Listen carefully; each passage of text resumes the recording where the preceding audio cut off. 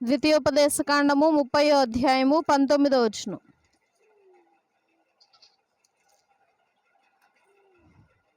నేడు జీవమును మరణమును ఆశీర్వాదమును శాపమును నేను నీ ఎదుట ఉంచి భూమి ఆకాశములను నీ మీద సాక్షులుగా పిలుచుచున్నాను.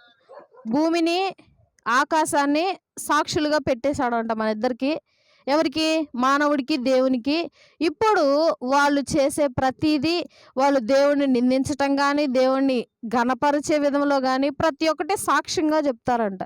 ఒకానొక కాలం వస్తుంది, మన చేష్టలకి, మన ఉనికికి, మన ఆలోచనకి, ప్రతి దానికి మనం లెక్క అప్పచెప్పాల్సిందే.